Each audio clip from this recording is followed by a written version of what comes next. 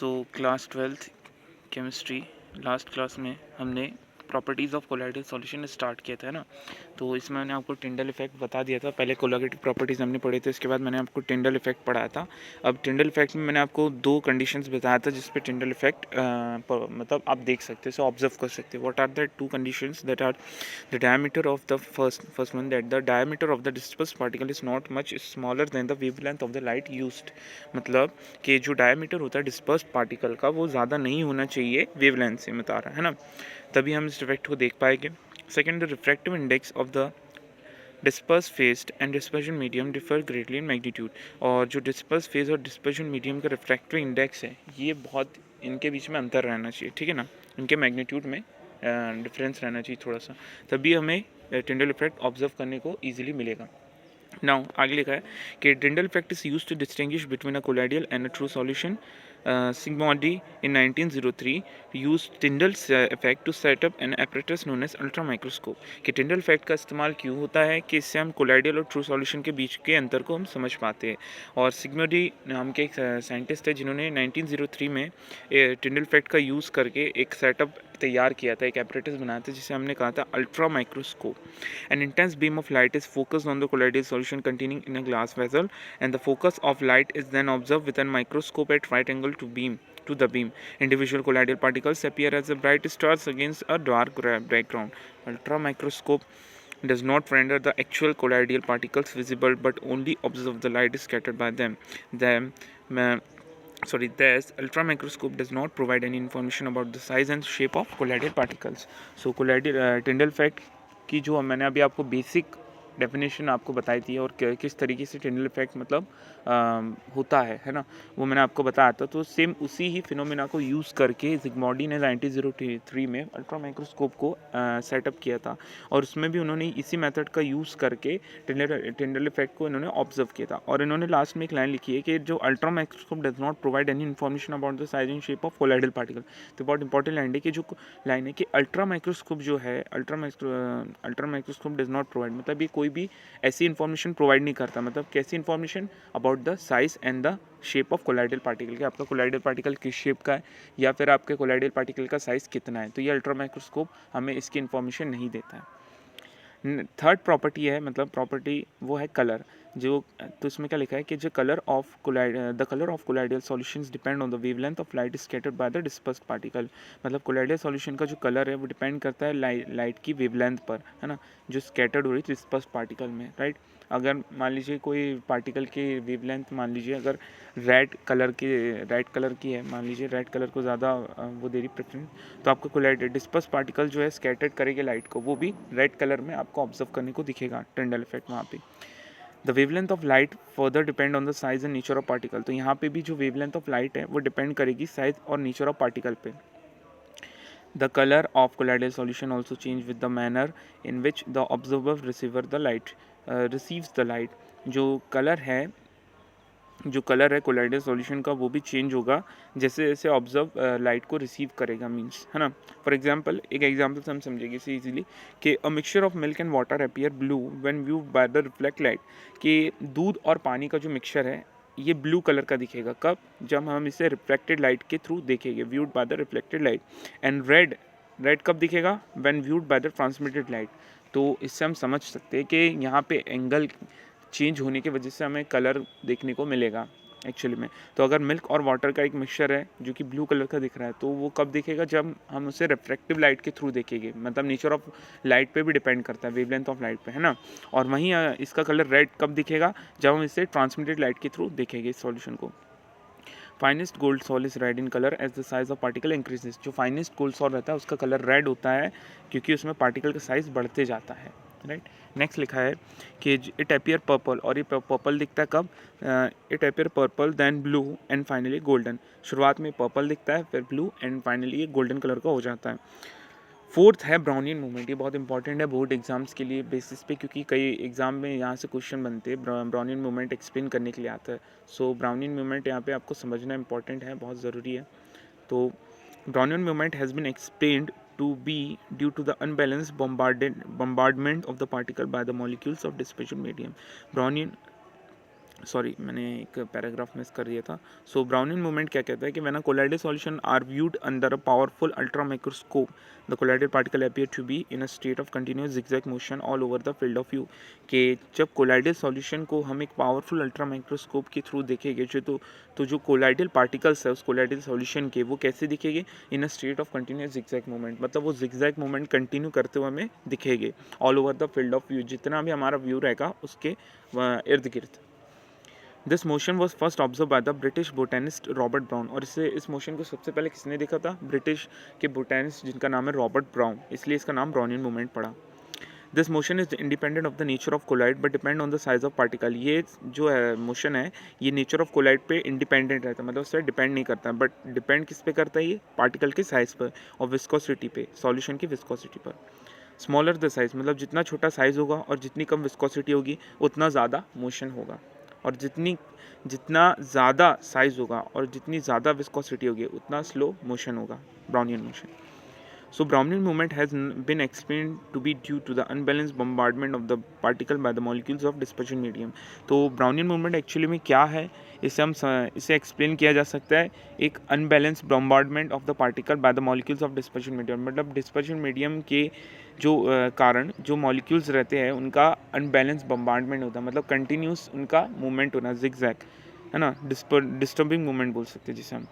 And the Brownian movement has a steering effect which does not permit the particle to settle. और Brownian movement में क्या होता है, एक स्टीयरिंग इफेक्ट होता है, स्टीयरिंग में घोलने वाला जो इफेक्ट रहता है ना वैसा, जिसके कारण क्या होता है कि जो पार्टिकल है वो सेटल डाउन नहीं रहते और वो कंटिन्यूस मोशन में रहते हैं, जिगजैग मोशन में। And this is responsible for the stability of sol, और यही चीज़ से स्टेबिलिटी ऑफ सोल के लिए बहुत इंपॉर्टेंट होती है। फिफ्थ प्रॉपर्टी मतलब जो है वो ये है कि चार्ज ऑन कोलाइड। यहाँ पे हम देख सकते हैं डायग्राम में, देखिए ब्राउनियन मूवमेंट को एक्सप्लेन करने का बता रहे हैं कैसे जिगजैग मोशन में पार्टिकल मूवमेंट करेगी। Now fifth property charge on colloidal particles. अब कोलाइडल पार्टिकल पे चार्ज क्या कहता है कि जो colloidal particles always carry an electric charge. जो कोलाइडल पार्टिकल्स होते हैं इसमें हमेशा कुछ इलेक्ट्रिक चार्जेस होते हैं। The nature of this charge is the same on all the particle in a given colloidal sol. यह बता रहा है कि जो चार्ज का नेचर होगा वो पूरे पार्टिकल्स में सेम ही होगा जो एक कोलाइडल सॉल्यूशन के अंदर, and may be either positive, या तो पॉजिटिव होगा या तो नेगेटिव होगा। इट मीन्स कि अगर पॉजिटिव चार्ज है तो हर जगह पॉजिटिव ही रहेगा कोलाइडल सॉल्यूशन में, और अगर नेगेटिव है तो पूरे all over the colloidal solution के पार्टिकल्स में नेगेटिव चार्ज एग्जिबिट करेंगे। And now a list of some common sols with the nature of charge on their particle is given below. अब यहाँ कुछ सोल्स का डिफ्रेंशिएट कर रहा है उनके पॉजिटिव चार्ज सोल और नेगेटिव चार्ज सोल में, मतलब कौन से ऐसे पार्टिकल है जिसमें पॉजिटिव चार्ज एग्जिबिट करेंगे और ऐसे कौन से कोलाइडल सॉल्यूशन है जो नेगेटिव चार्ज एग्जिबिट करेंगे, है ना। तो आप इसे पढ़ सकते हैं टेबल को, जैसे यहाँ पे लिखा है हाइड्रेटेड मेटेलिक ऑक्साइड जैसे कि Al2O3 into number of H2O, Cr2O3 into number of H2O and Fe2O3 into number of H2O etcetera. Negative charge sols कौन कौन से हो गए, मेटल जैसे कि copper silver gold salt. Basic dye stuffs methylene blue sols, यहाँ पे metallic sulphides Sb2S3 CdS souls, ये As2S3, ये सब नेगेटिवली चार्ज सोल्स कहलाएंगे। पॉजिटिव चार्ज सोल्स में हमारा ब्लड में हीमोग्लोबिन आ जाता है, वहीं नेगेटिव में एसिड डाई स्टफ जैसे यूसिन कैंगोरेट सोल्स। यही पॉजिटिव चार्ज सोल में ऑक्साइड जैसे कि फॉर एग्जांपल TiO2 और सोल्स, है ना, TiO2 के सोल्स एक्चुअली में। और नेगेटिव चार्ज सोल में sols of starch gum gelatin clay charcoal etcetera. The presence of equal and similar charge on colloidal particle is largely responsible in providing the stability to the colloidal solution। कि ये जो equal और similar charges present होते colloidal particle में ये बहुत ज़्यादा responsible करते हैं स्टेबिलिटी पे, मतलब कोलाइडल सॉल्यूशन की स्टेबिलिटी इन्हीं पे डिपेंड करती है, इनके चार्जेस पे, है ना। Because the repulsive force between the charge particle having same charge prevent them from coalescing और एग्रीगेटिंग, और we can say that coagulating when they come close to one another। कि ये कैसे डिपेंड करता है कि जो रिपल्सिव फोर्स रहता है चार्ज पार्टिकल्स के बीच में, क्योंकि हमने पढ़ा है कि अपोजिट चार्ज अट्रैक्ट करते हैं और सिमिलर चार्ज रिपेल करते हैं, तो पूरे कोलाइडल सॉल्व के हर पार्टिकल में अगर सिमिलर चार्जेस रहेगी तो वो रिपल्सिव फोर्स क्रिएट करेगी, और यही रिपल्सिव फोर्स जो चार्ज पार्टिकल के बीच में रहेगा ये इन्हें कोएगुलेट करने से रोकेगा, मतलब एक इकट्ठा होने से रोकेगा, जिसके कारण हमारा कोलाइडल सोल स्टेबल रहेगा।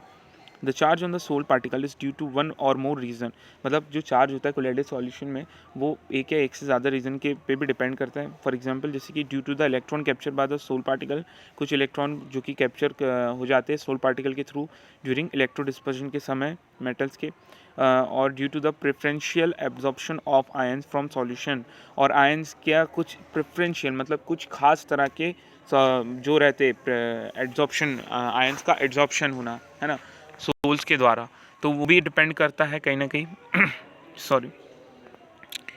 Next,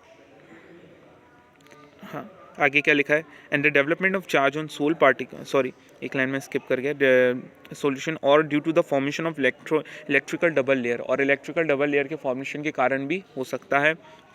development of charge on sol particle by preferential absorption of ion is describe below. तो यहाँ पे इन सारे रीज़न में से एक रीज़न जो सबसे इंपॉर्टेंट है कि जो प्रेफरेंशियल एब्जॉर्प्शन ऑफ आयन होता है सोल्स के द्वारा, सोल पार्टिकल्स का, वो यहाँ पे इन्होंने डिस्क्राइब किया है। So do the sols particle acquire positive negative charge by preferential absorption of positive और नेगेटिव आयन, मतलब पॉजिटिव नेगेटिव आयन के प्रेफरेंशियल एब्जॉर्प्शन से सोल पार्टिकल एक्वायर करता है या तो पॉजिटिव या तो नेगेटिव चार्ज या तो न्यूट्रल भी रह सकता है।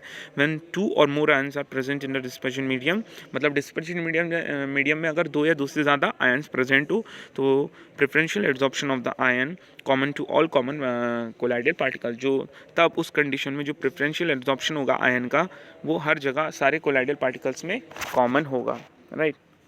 This can be explain by taking the example, और इसे हम एक एग्जाम्पल के थ्रू समझने की और अच्छे से कोशिश करेंगे। यहाँ लिखा है कि number A when highly diluted solution of silver nitrate is added to highly diluted potassium iodide solution, जब highly diluted solution silver nitrate का उसे ऐड करते जब हाईली डाइल्यूटेड पोटेशियम आयोडाइड के सॉल्यूशन के साथ, तो जो प्रेसिपिटेट सिल्वर आयोडाइड एब्जॉर्ब होता है आयोडाइड आयन के through from the dispersion medium से, और जो नेगेटिवली चार्ज कोलाइडल सोल हमें रिजल्ट में देखने को मिलेगा, है ना। इट मीन्स कि फिर एक और बार अच्छे से एक्सप्लेन करो कि एक हाईली डाइल्यूटेड सॉल्यूशन है सिल्वर नाइट्रेट का, जब हम उसे किसके साथ मिलाते हैं, highly diluted solution of potassium iodide, जब इन दोनों को मिला देते हैं जो, तो उसके बाद जो प्रेसिपिटेट फॉर्म होता है सिल्वर आयोडाइड का, राइट, है ना, वो एब्जॉर्ब हो जाता है आयोडाइड के आयन के थ्रू, है ना, आयोडाइड के आयन के थ्रू, कहाँ से, डिस्पर्जन मीडियम से, और इसी के कारण नेगेटिव चार्ज कोलाइडल सॉल्यूशन में एक्वायर हो जाता है, एग्जिबिट होता है। However when potassium iodide solution is added to silver nitrate solution positive charge sol results, और वहीं पर अगर हम पोटेशियम आयोडाइड सॉल्यूशन को सिल्वर नाइट्रेट के सॉल्यूशन के साथ मतलब AgNO3 के साथ जब हम मतलब रिएक्ट कराएंगे तो वहाँ पे हमें पॉजिटिव चार्ज सोल देखने को मिलेगा। क्यों? क्योंकि यहाँ पे जो एब्जॉर्प्शन होता है सिल्वर आयन का वो डिस्पर्जन मीडियम से होता है ना। यहाँ पे हम इसे समझ भी सकते हैं, नेगेटिव चार्ज आयन में और पॉजिटिव चार्ज आयन में दोनों में डिफरेंस बस इतना है कि यहाँ पे नेगेटिव चार्ज आयन में आयोडाइड सॉल्यूशन एब्जॉर्प्शन का मतलब एब्जॉर्प्शन करता है, और वही पॉजिटिव चार्ज में कौन एब्जॉर्प्शन करता है, डिस्पर्जन मीडियम करता है। इसी वजह से इनका चार्ज डिफ्रेंशिएट हो जाता है, मतलब अलग अलग चार्ज एक्वायर करती है।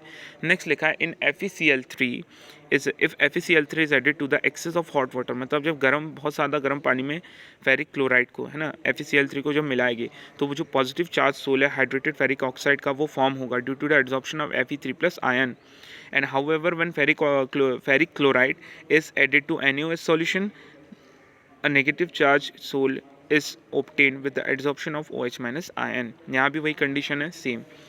चलिए अब आगे बढ़ते हैं हम, आगे डायरेक्ट हमारा नेक्स्ट जो टॉपिक है वहाँ हम मूव ऑन करते हैं। आगे लिखा है कि जो कॉम्बिनेशन है the combination of two layers of opposite charge around the colloidal particle, मतलब कोलाइडल पार्टिकल के आसपास में जो दो लेयर्स है अपोजिट चार्ज की उनके कॉम्बिनेशन को हम क्या बोलते हैं, Helmholtz electrical double layer, Helmholtz electrical double layer, ठीक है ना।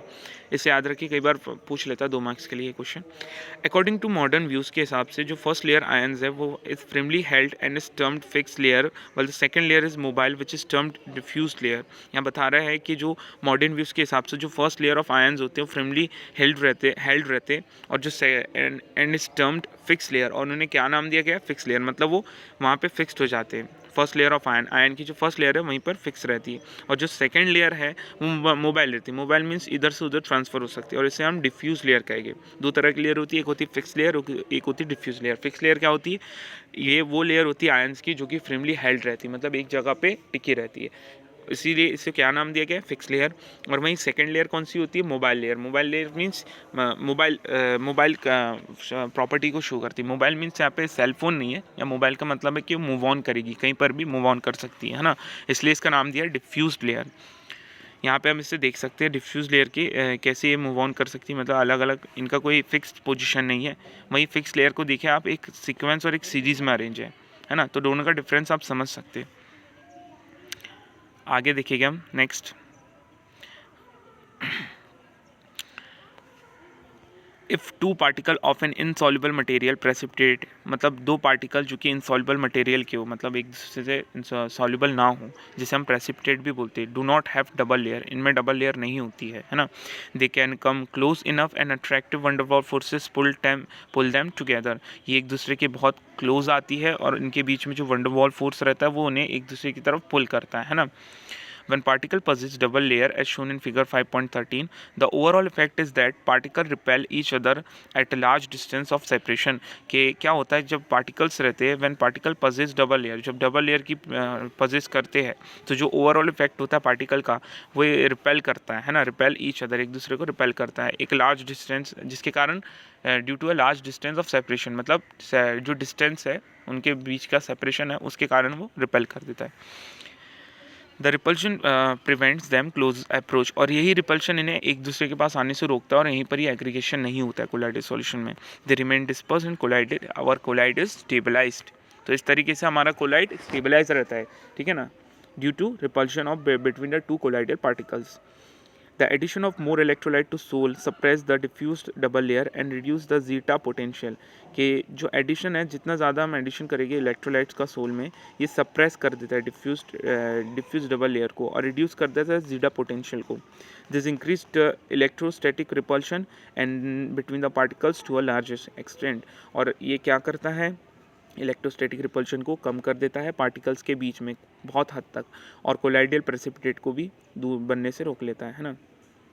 यहाँ ये बता रहे कि जब हम एडिशन करते हैं बहुत ज़्यादा इलेक्ट्रोलाइट्स का कोलाइडल सोल्स में, तो वो सप्रेस कर देता है डिफ्यूज डबल लेयर को और रिड्यूस कर देता है जीटा पोटेंशियल को, and this increases the electrostatic repulsion. और यही इलेक्ट्रोलाइट्स के ऐड करने से क्या होता है कि जो इलेक्ट्रोस्टैटिक रिपल्शन है उनके अंदर में, कोलाइडल सॉल्यूशन के अंदर में, वो डिक्रीज हो जाता है, कम हो जाता है बिटवीन पार्टिकल्स में, और बहुत हद तक कैसा होता है, तो जिसके कारण हमारा कोलाइडल सॉल्यूशन क्या होता है, प्रेसिपिटेट बनने लगता है। इसलिए हमने क्या पढ़ा था, प्यूरिफिकेशन ऑफ कोलाइड्स, तो यहाँ पे ही प्यूरिफिकेशन ऑफ कोलाइड नेसेसरी इसलिए होता है क्योंकि हमें इसे प्रेसिपिटेट होने से रोकना है, and that is why colloid is particularly sensitive to oppositely charge ion. और इस तरीके से हमारा जो कोलॉइड है ये अपोजिटली चार्ज आयन के लिए बहुत सेंसिटिव हो जाता है, मतलब, है ना। नेक्स्ट हमारी है सिक्स्थ जो प्रॉपर्टी, वो इलेक्ट्रोफोरेसिस। इलेक्ट्रोफोरेसिस क्या होती है, देखिए, the existence of charge on colloidal particle is confirm by electrophoresis experiment. अब हमें अगर किसी कोलाइडल सॉल्यूशन के कोलाइडल पार्टिकल का चार्ज पता करना है तो उसके एग्जिस्टेंस को हम कैसे डिटरमाइन करेंगे, by the process of electrophoresis experiment के थ्रू। अब इसमें होता क्या, देखिए कि when an electro potential is applied across two platinum rod, कि जब एक इलेक्ट्रो पोटेंशियल को अप्लाई किया जाता है दो प्लेटिनियम की रॉड में जो कि डिप्ट होती है एक कोलाइडल सॉल्यूशन में, तो जो कोलाइडल पार्टिकल्स रहते हैं मूव टूवर्ड वन और द अदर इलेक्ट्रोड, मतलब एक या दूसरे, मतलब सेम अपोजिट साइड के इलेक्ट्रोड की तरफ क्या हो गया, बता रहा है मूव ऑन करेंगे, किसी एक या एक से ज़्यादा में भी हो सकता है, नॉर्मली तो एक ही इलेक्ट्रोड की तरफ, जैसे दो प्लेटिनियम की रॉड है तो उसमें से किसी एक रॉड की तरफ मूवमेंट करेंगे सारे कोलाइडल पार्टिकल्स, है ना। The movement of colloidal particle under N applied electric potential, तो यही इसकी मेन डेफिनेशन बन जाती है कि जो कोलाइडल पार्टिकल का मूवमेंट होता है कुछ जब हम इलेक्ट्रो पोटेंशियल को अप्लाई करते हैं तो इसी प्रोसेस को हम क्या बोलते हैं, इलेक्ट्रोफोरेसिस। और इसके थ्रू हम क्या डिटरमाइन करते हैं, क्या फाइंड करते हैं, इसके थ्रू हम कोलाइडल पार्टिकल का चार्ज फाइंड करते हैं, whether it is positive charge और इट इज़ नेगेटिव चार्ज। अब जो पॉजिटिवली चार्ज पार्टिकल्स है वो मूव करेंगे कैथोड की तरफ, और नेगेटिव चार्ज पार्टिकल है वो मूव करेंगे एनोड की तरफ, and this can be demonstrate by the following experiment. और हम इस एक्सपेरिमेंट से समझ सकते हैं, तो आप देख सकते हैं यहाँ पे एक यू ट्यूब है ना, दोनों ट्यूब के टिप पे दो प्लेटिनियम की रॉड है, एक प्लेटिनियम की रॉड कैथोड की तरह एक्ट करेगी, एक एनोड की तरह, बीच में इनका एक रिजर्वायर है और लास्ट में एक स्टॉप कॉक है, ठीक है ना। और इस ट्यूब के अंदर में कौन सा सॉल्यूशन है, कोलाइडल सॉल्यूशन फिल कर दिया गया है, उनका एक इनिशियल लेवल चेक किया जा रहा है, और यहाँ पे आपका वाटर डिस्पर्जन मीडियम रहेगा, ठीक है ना। तो यहाँ पे ये बता रहा है कि जब हम इलेक्ट्रो पोटेंशियल को अप्लाई करेंगे तो जो कोलाइडल पार्टिकल्स है वो मूवमेंट करेंगे डिफरेंट इलेक्ट्रोड की तरफ। फॉर एग्जांपल कि जो पॉजिटिवली चार्ज, अगर मान लीजिए कोलाइडल सॉल्यूशन के अंदर पॉजिटिवली चार्ज कोलाइडल पार्टिकल्स हैं तो किसकी तरफ मूवमेंट करेंगे, कैथोड की तरफ। और अगर नेगेटिवली चार्ज वो है मतलब पार्टिकल्स, तो किसकी तरफ मूवमेंट करेंगे, एनोड की तरफ। ठीक है ना। तो हम यहाँ देख सकते हैं कि जो नेगेटिव चार्ज वाले पार्टिकल्स है वो किसकी तरफ मूवमेंट करें, एनोड की तरफ। और एनोड की जो प्लेटिनियम रॉड है मतलब है ना, उस पर एग्रीगेट हो जा रहे जाके। When electrophoresis, that is movement of particle, is prevented by some suitable means, it is observed that the dispersion medium begins to move in an electric field, and this phenomenon is called as electroosmosis। कि यहाँ पे एक और word आ रहा है electroosmosis। ये क्या है कि जब मूवमेंट ऑफ पार्टिकल्स है उसको रोका जाता है कुछ सुइचेबल मीन्स के थ्रू, मतलब कुछ तरीके से। और ये देखा गया है कि जब dispersion medium begins to move in an electric field, जब डिस्पर्शन मीडियम एक इलेक्ट्रिक फील्ड में मूव करना स्टार्ट कर देता है तो इस फिनोमिना को हम क्या बोलते थे, इलेक्ट्रोऑस्मोसिस। नेक्स्ट प्रोसेस हमारी मतलब प्रॉपर्टी है वो है कोएगुलेशन और प्रेसिपिटेशन, राइट। सो कोएगुलेशन और प्रेसिपिटेशन क्या होता है, देखिए, the stability of the lyophobic sol is due to the presence of charge on colloidal particle. अब जो आपकी लायोफोबिक सोल्स है इज ड्यू टू जो हमारे लायोफोबिक सोल्स की स्टेबिलिटी है वो डिपेंड करती है on the due to the presence of charge on colloidal particle. मतलब कोलाइडल पार्टिकल पे जो चार्ज है उन पे ही आपकी लायोफोबिक सोल्स की स्टेबिलिटी डिपेंड करती है।